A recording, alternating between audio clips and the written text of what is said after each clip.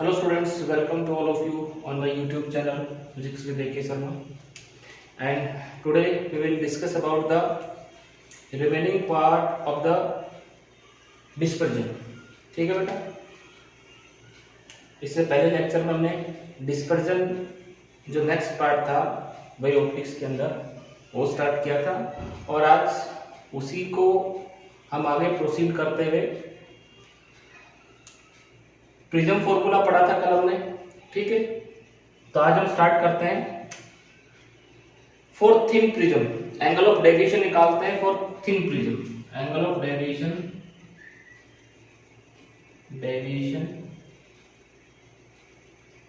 For thin prism. जब prism हमारे पास thin हो तो उसके लिए एंगल ऑफ डेविएशन कैसे निकालते हैं।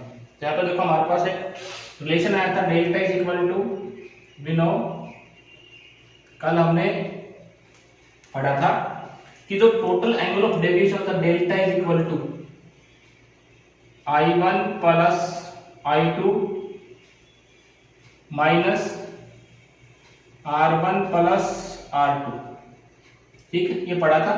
और इसमें हमने क्या लिखा था, R1 plus R2 is equal to A। ये कितना था A, तो डेल्टा हमारा कितना आया था, so delta is equal to I1 plus I2 minus A।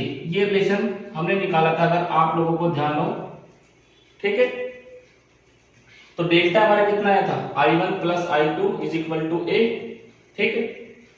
अब यहां से देखो, अगर thin prism, if in case of thin prism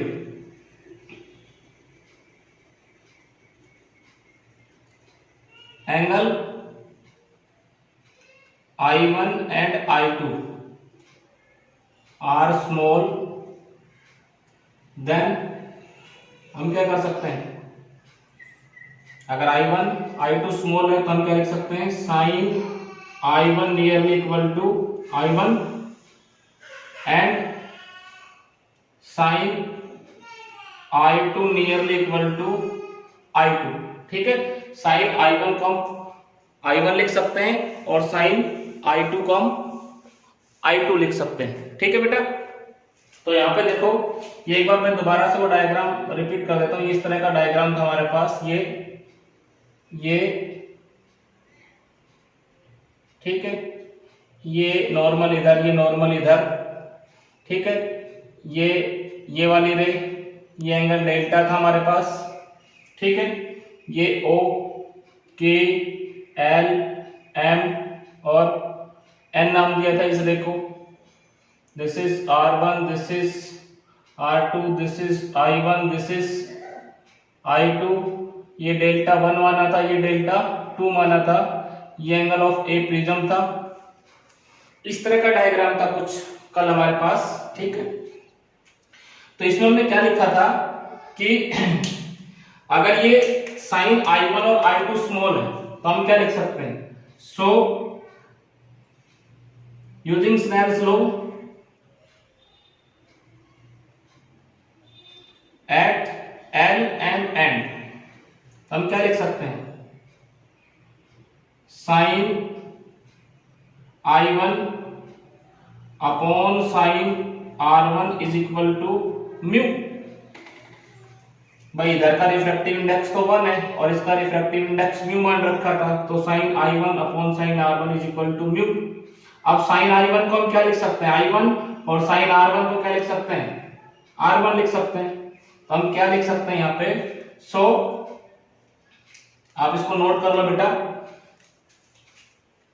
अब हम क्या लिख सकते हैं, यहाँ पे देखो, मैं यहां पे लिख रहा हूं, यहां पे लिख रहा हूं, दिस इज, इसको यहां पे नोट कर रहा हूं। I1 को हम क्या लिख रहे हैं, I1 by R1 is equal to mu. तो I1 कितना हो गया, I1 is equal to mu R1 and similarly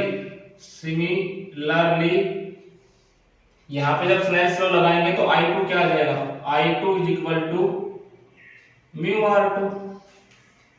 ठीक है, अब ये वैल्यू इक्वेशन नंबर जो भी इसमें पुट करो, इक्वेशन नंबर फर्स्ट नाम दे दो इसको, use value of I1 and I2 in equation number first. तो बेटा मैं इसको मिटा रहा हूं, तो यहाँ पे देखो use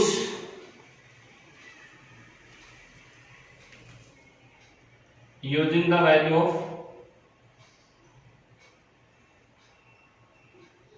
I1 and I2 in equation number first. तो डेल्टा हमारे पास कितना आ जाएगा, delta is equal to mu R1 इसकी जगह I1 की जगह plus mu R2 minus A.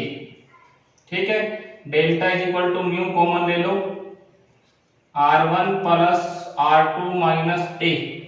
ठीक है, और यहां से delta is equal to mu A minus A. R1 plus R2 किसके बराबर है, ए के बराबर है। यहाँ पे हमने R1 प्लस R2 की वैल्यू कितनी रख दी, ए रख दी। तो यहाँ से डेल्टा कितना आ जाएगा, डेल्टा हम लिखना चाहें तो delta is equal to mu minus 1 into A. ठीक है, तो ये हमारे पास एंगल ऑफ डेविएशन का डेरिवेशन आ गया फॉर थिन प्रिज्म। अगर एंगल ऑफ इंसिडेंस स्मॉल है, एंगल ऑफ रिफ्रैक्शन और एंगल ऑफ इंसिडेंस स्मॉल है, तो उस केस में हम ये फॉर्मूला लगा सकते हैं डेल के लिए, डेविएशन निकालने के लिए ये फॉर्मूला यूज करेंगे, delta is equal to mu minus 1 into A. तो यहां से हम साफ दिख रहा है कि डेल्टा एक तो रिफ्रैक्टिव इंडेक्स पे डिपेंड करता है और एक एंगल ऑफ प्रिज्म पे डिपेंड करता है। दो चीजों पे डिपेंड करता है, एक किस पे डिपेंड करता है, एक तो refractive index of the material, दूसरा डिपेंड करता है एंगल ऑफ द प्रिज्म। जितना एंगल ऑफ द प्रिज्म बढ़ेगा उतना ही एंगल ऑफ डेविएशन बढ़ जाएगा। ये एंगल बढ़ जाएगा अगर इस एंगल को इंक्रीज कर देते हैं। ठीक है, तो बेटा इस तरह से भी हम एंगल ऑफ डेविएशन निकाल सकते हैं अगर प्रिज्म हमारे पास थिन है। थिन का मतलब अगर एंगल 10 डिग्री से छोटा है तो उसमें साइन आई की वैल्यू आई के बराबर होती है और साइन आर की वैल्यू आर के बराबर आएगी। ठीक है, अगर एंगल 10 डिग्री से छोटा है। ठीक है, तो ये थिन प्रिज्म के लिए था। उसके बाद हम पढ़ते हैं डिस्पर्जन। ठीक है, डिस्पर्जन क्या होता है, अभी तो हम प्रिज्म की बात कर रहे थे, प्रिज्म फॉर्मूला हमने निकाला, उसके बाद थिन प्रिज्म के लिए एंगल ऑफ डेविएशन निकाला। अब हम पढ़ते हैं डिस्पर्जन। तो देखो बेटा डिस्पर्जन क्या होता है, तो डिस्पर्जन हमने बताया था जब भी किसी व्हाइट लाइट को किसी प्रिज्म के अंदर से पास करते हैं तो वो उसके कॉन्स्टिट्यूएंट 7 कलर्स में स्प्लिट हो जाती है और इस फेनोमेना को डिस्पर्जन बोलते हैं। तो डिस्पर्जन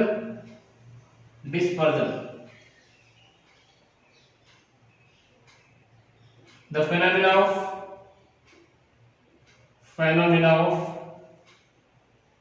स्प्लिटिंग का मतलब होता है टूटना। White light into its constituent 7 colors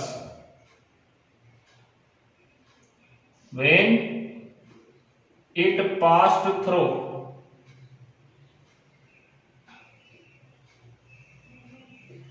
a glass prism।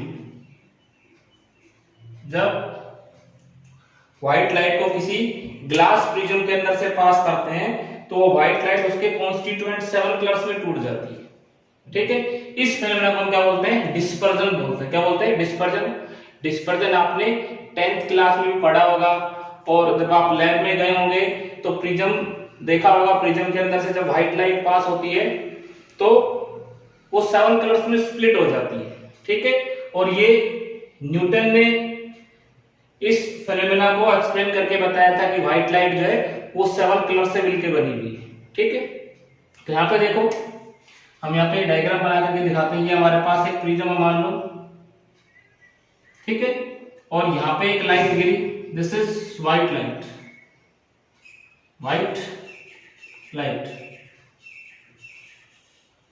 ठीक है, रे ऑफ व्हाइट लाइट जब ये लाइट इसके अंदर से जाएगी इस तरह से, तो ये इस तरह से डेविएट होती है,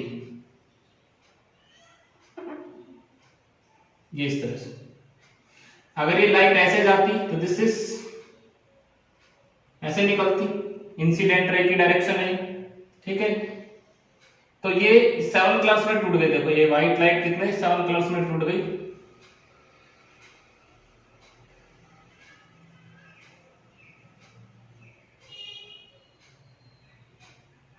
ये 7 कलर्स। और सबसे लास्ट में कौन सा होता है, सबसे नीचे कौन सा होता है, सबसे नीचे जो कलर होता है दिस इज वॉयलेट, और सबसे ऊपर जो होता है रेड कलर, ठीक है। और ये 7 कलर का बैंड जो मिलता है, this 7 colours band is known as visible spectrum. ये 7 कलर का बैंड जो होता है इसको हम बोलते हैं विजिबल स्पेक्ट्रम, ठीक है। जब इस व्हाइट लाइट को प्रिज्म के अंदर से पास किया जाता है तो ये व्हाइट लाइट 7 कलर्स में टूट जाती है। ये इंसिडेंट रे की डायरेक्शन है, ये रे बिल्कुल सीधी ऐसे जाती, ठीक है।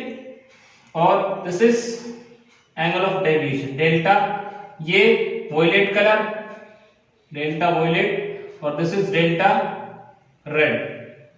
तो जो वॉयलेट कलर है वो सबसे ज्यादा मुड़ता है और रेड कलर है वो सबसे कम मुड़ता है, ठीक है। तो इस फेनोमेनन को क्या बोलते हैं, डिस्पर्जन। और इसमें जो 7 कलर्स का बैंड जो मिलता है, 7 कलर्स का बैंड, इसको हम बोलते हैं विजिबल स्पेक्ट्रम। क्या बोलते हैं, विजिबल स्पेक्ट्रम। अब जो 7 कलर्स का बैंड मिलता है, ठीक है, उसमें कौन कौन से कलर्स होते हैं, ठीक है। तो 7 कलर्स में the 7 colour bands, the 7 colours band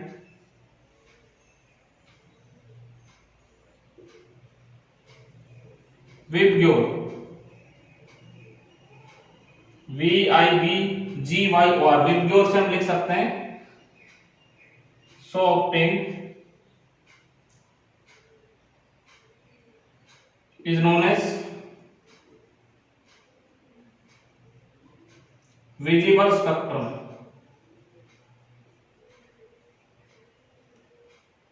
इसको हम क्या बोलते हैं, विजिबल स्पेक्ट्रम बोलते हैं। जो 7 कलर्स का बैंड हमें मिलता है इसको हम विजिबल स्पेक्ट्रम बोलते हैं, ठीक है। क्या बोलते हैं बेटा, विजिबल स्पेक्ट्रम बोलते हैं, ठीक है। अब सबसे पहले कौन सा होता है, violet, indigo, blue, green, yellow, orange, red, ठीक है। अब डिस्पर्जन होता क्यों है, डिस्पर्जन का कारण क्या होता है, what is the cause of dispersion. तो हम डिस्पर्जन के कॉज की बात करते हैं। तो यहां पे देखो, according to Cauchy's formula, Cauchy's ने एक फॉर्मूला दिया और उसने ये बताया कि हर कलर की अपनी वेवलेंथ होती है। कॉज ऑफ डिस्पर्जन यहां पे लिखते हैं, cause of dispersion.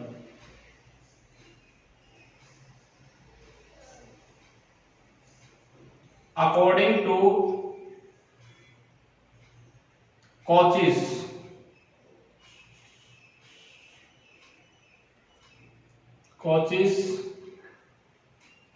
formula, each color has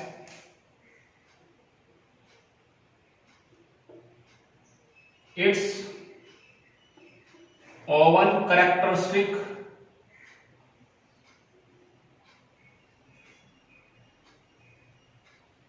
wavelength. Her colour की अपनी खुद की वेवलेंथ होती है, क्योंकि लाइट 7 कलर से मिलके, व्हाइट लाइट 7 कलर से मिलके बनी होती है और हर कलर की अलग अलग वेवलेंथ होती है। कॉचीज ने जो फॉर्मूला दिया था, जो रिफ्रैक्टिव इंडेक्स होता है mu, refractive index mu is equal to a plus b upon lambda square plus c upon lambda की power 4 and so on, where a b c are constant. यहां पे a b c क्या है, constant है, ठीक है। Where a b and c are constant, और lambda क्या है, वेवलेंथ ऑफ लाइट। तो यहां पे हम देखेंगे कि जो रिफ्रैक्टिव इंडेक्स है वो inversely proportional to the square of lambda होता है। रिफ्रैक्टिव इंडेक्स जो होता है वो inversely proportional to square of lambda, ठीक है। और यहां से एक फॉर्मूला हमने और पढ़ा था, delta is equal to mu minus 1 into A. अब जिसका जितना ज्यादा रिफ्रैक्टिव इंडेक्स होगा वो उतना ही ज्यादा क्या होगा, बेंड होगा। अब यहां से देखो रिफ्रैक्टिव इंडेक्स प्रिज्म का अलग अलग कलर के लिए अलग अलग होता है। सबसे कम वेवलेंथ किसकी होती है, सबसे कम वेवलेंथ वॉयलेट कलर की होती है और सबसे ज्यादा वेवलेंथ रेड कलर की होती है, ठीक है। तो रेड कलर के लिए म्यू की वैल्यू सबसे कम होती है, तो एंगल ऑफ डेविएशन भी सबसे कम किसके लिए होगा, रेड कलर के लिए होगा। सबसे कम रेड कलर मुड़ेगा, डेविएट होगा। और सबसे ज्यादा, क्योंकि वेवलेंथ सबसे कम किसकी होती है, वॉयलेट की होती है, तो वॉयलेट कलर सबसे ज्यादा मुड़ेगा, क्योंकि रिफ्रैक्टिव इंडेक्स सबसे ज्यादा किसके लिए होगा, वॉयलेट कलर के लिए होगा। तो वॉयलेट कलर सबसे ज्यादा मुड़ेगा, इसलिए वॉयलेट कलर सबसे नीचे होगा, ठीक है। अब जब व्हाइट लाइट को प्रिज्म के अंदर से पास करते हैं तो हर केस में म्यू की जो वैल्यू होती है वो डिफरेंट होती है। यहां पे हम लिख सकते हैं then white light is passed through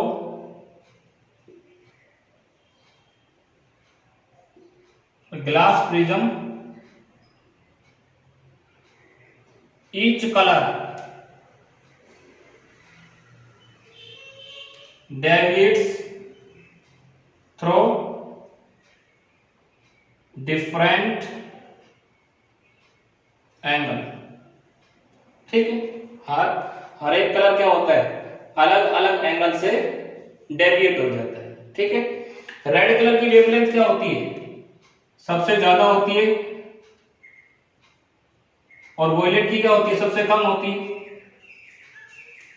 red colour has most wavelength and violet colour has least wavelength.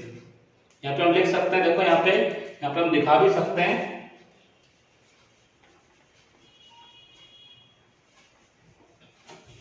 अगर मैं यहां पे ये x लिखूं with your V I B G Y O R, violet, indigo, blue, green, yellow, orange और यहाँ पे red. तो रेड कलर की जो वेवलेंथ होती है वो सबसे ज्यादा होती है, मोस्ट वेवलेंथ, और सबसे कम वेवलेंथ किसकी होती है, वॉयलेट की। इसकी लगभग 4000 एंगस्ट्रॉम के आसपास होती है, नियर अबाउट। और इसकी लगभग जो होती है वो 7900 एंगस्ट्रॉम के आसपास होती है, ठीक है। सबसे कम वेवलेंथ इसकी, फिर इससे ज्यादा इसकी, फिर इसकी, फिर इसकी, फिर इसकी, फिर इसकी, और सबसे ज्यादा किसकी होती है, रेड कलर की होती है। सबसे ज्यादा वेवलेंथ किसकी होती है, रेड कलर की होती है। और सबसे कम वेवलेंथ जो होती है वो ये यहां पे जो वेवलेंथ होती है 6569, ठीक है। और ये लगभग 3500 एंगस्ट्रॉम के आसपास होती है, ठीक है, वॉयलेट कलर की। तो जब इसको हम प्रिज्म के अंदर से पास करते हैं व्हाइट लाइट को, तो हर कलर के लिए म्यू की वैल्यू अलग अलग होती है। सबसे ज्यादा किसके लिए होती है, वॉयलेट के लिए, और सबसे कम किसके लिए होती है, रेड के लिए। तो रेड कलर सबसे कम मुड़ता है और वॉयलेट कलर सबसे ज्यादा मुड़ता है, ठीक है। तो सबसे पहले वॉयलेट आएगा, फिर इंडिगो आएगा, फिर ब्लू आएगा, फिर ग्रीन आएगा, फिर येलो आएगा, फिर ऑरेंज आएगा, और सबसे लास्ट में क्या आएगा, रेड कलर आएगा, ठीक है। तो यहाँ पे हम देखेंगे red colour has most wavelength, तो यहाँ पे हम लिख सकते हैं सो डेल्टा रेड और डेल्टा वॉयलेट सबसे ज्यादा होता है और डेल्टा रेड सबसे कम होता है जब इसको प्रिज्म के अंदर से पास करते हैं व्हाइट लाइट को, ठीक है। तो ये हमारे पास क्या गया, डिस्पर्जन आ गया, क्या गया, डिस्पर्जन, ठीक है। तो ये डिस्पर्जन होता है बेटा। अब इसमें एक चीज होती है एंगुलर डिस्पर्जन। क्या होता है? एंगुलर डिस्पर्जन और डिस्पर्सिव पावर। यहाँ पे देखो एंगुलर डिस्पर्जन क्या होता है और डिस्पर्सिव पावर क्या होती है, वो देखो बेटा। एंगुलर डिस्पर्जन और dispersive power.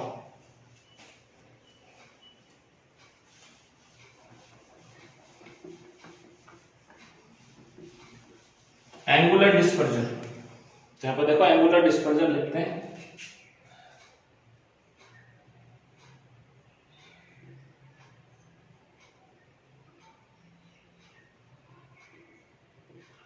Angular dispersion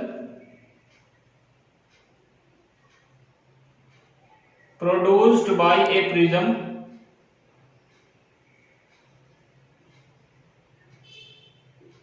is defined as the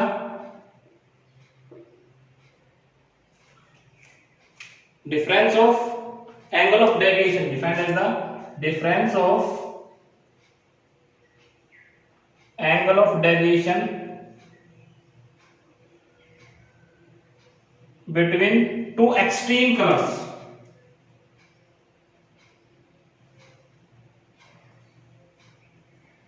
extreme colours, जो एक्सट्रीम कलर्स जो होते हैं, सबसे ऊपर वाला और सबसे नीचे वाला, उनके एंगल ऑफ डेविएशन में जो डिफरेंस होता है उसको बोलते हैं एंगुलर डिस्पर्शन। क्या बोलते हैं? Angular dispersion. जैसे कि हमने देखा ये एक प्रिज्म हमारे पास, यहां से ये व्हाइट लाइट गिरी, ठीक है, और ये व्हाइट लाइट यहां से जाकर किस तरह से डेविएट होती है, इस तरह से। देखो तो यहां पे देखो, यहां पे जो 7 कलर्स का बैंड मिलता है, तो इसमें ये सबसे, ये कौन सा होता है? रेड कलर होता है, रेड कलर। और ये कौन सा होता है? वॉयलेट, ठीक है। और ये देखो, ये इंसिडेंट रे की डायरेक्शन हम ऊपर की तरफ बनाई इस तरह से। तो ये देखो यहाँ पे सबसे ज्यादा कौन सा कलर मोड आता है? दिस इज डेल्टा, किसके लिए? वॉयलेट के लिए। और दिस इज डेल्टा रेड। तो इन दोनों के भी एंगल ऑफ डेविएशन के बीच में जो डिफरेंस होता है उसको हम क्या बोलते हैं? एंगुलर डिस्पर्जन, व्हाइट लाइट, ठीक है। इसके एंगल ऑफ डेविएशन और इसके एंगल ऑफ डेविएशन के बीच में जो डिफरेंस होता है उसको बोलते हैं एंगल ऑफ डेविएशन। तो यहां पे हम देख सकते हैं angular dispersion is equal to angular dispersion is equal to delta violet minus delta red, ठीक है। अब हमें क्या पता है? But we know delta is equal to mu minus 1 into A होता है कि नहीं होता? तो हम यहां पे क्या लिख सकते हैं? देखो यहां पे दिस इज डेल्टा वी के लिए refractive index of v minus 1 into A minus delta are के लिए क्या लिख सकते हैं? Refractive index for red colour minus 1 into A. Angle of prism तो दोनों केसेस में सेम रहेगा, एंगुलर डिस्पर्सन, एंगुलर डिस्पर्सन, ठीक है। अब यहां से इसको सोल्व करें तो देखो बेटा क्या आएगा। इसको सोल्व जब यहां से करेंगे तो यहां पे देखो क्या ऊपर वाला बिठा रहा हूं, आप नोट कर लेंगे इसको।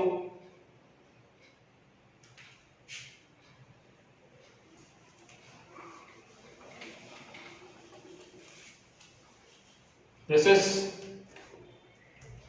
एंगुलर डिस्पर्सन, और ये एंगुलर डिस्पर्सन कितना आ जाएगा? Angular dispersion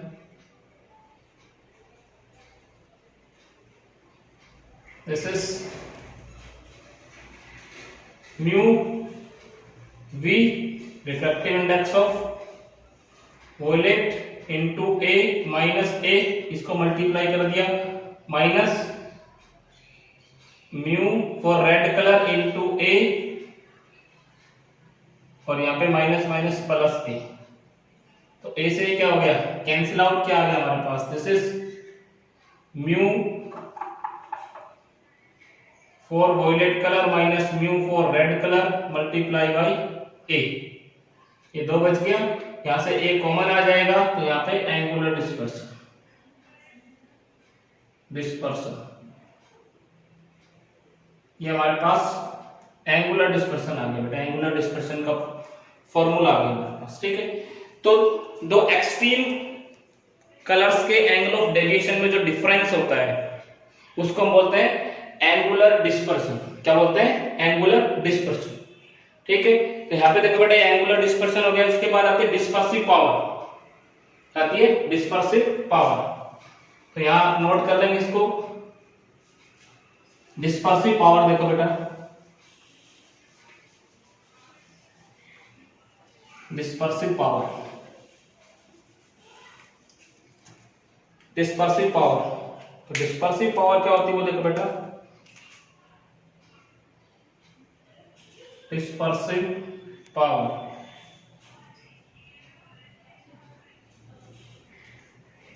dispersive power of a prism is defined as the dispersive power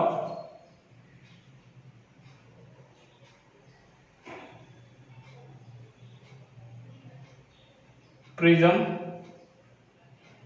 is defined as the ratio of angular dispersion produced by a prism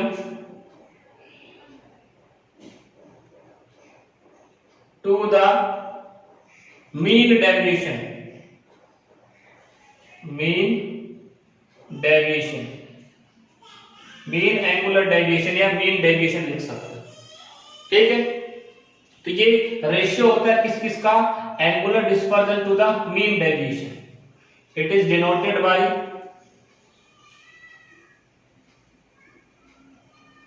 omega से denote करते हैं, this is omega, किससे denote करते हैं? Omega से। तो यहां पे देखो डिस्पर्सिव